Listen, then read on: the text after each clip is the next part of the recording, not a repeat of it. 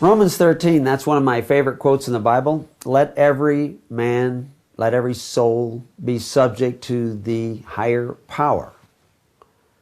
A number of different translations use different words there, but the common modern consensus is that it means that we're supposed to remain subject to government. That seems strange since God led the Israelites through Moses out of the government of Egypt. Abraham left the government of Haran and the government of Ur.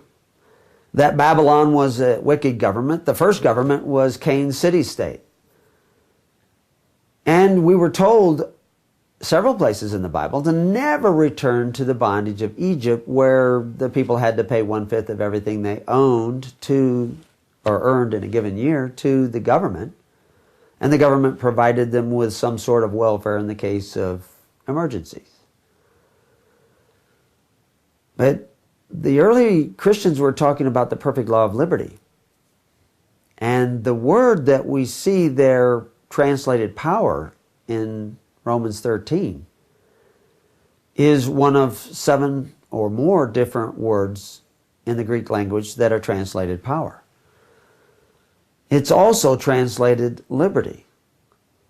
It's translated right in the same Bible, in the King James. If you ask Plato or Aristotle, they would tell you that it not only meant liberty, but it's the strongest word in the Greek language for liberty. So if we were to put the word liberty there, it would read quite a bit different. Let every man remain subject to the higher liberty, because all liberty is of God. There is no liberty but of God, and anyone who opposes liberty opposes God. As a matter of fact, they go on to say that if you oppose that liberty, you will go into damnation. God is about setting men free, giving them the right to choose. He endows them with certain inalienable rights. But men goes out and creates governments. Governments are created by men. They are endowed with their powers by men. And that is our fault if governments have too much power. It's usually because we've neglected our responsibilities. If you want your rights back, you have to take back your responsibilities, which is why both in the Old and the New Testament, you hear men like Paul saying, what should have been for your welfare has become a snare. Because we resist liberty.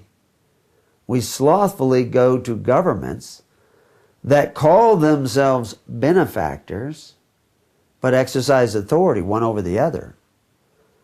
And coveting our neighbor's goods, we require those governments to take from our neighbor for our welfare. And through that covetousness, we are made merchandise.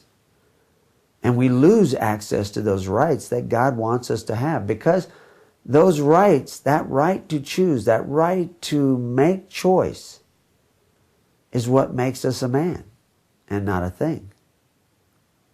An instrument, a resource for somebody else's desires and will.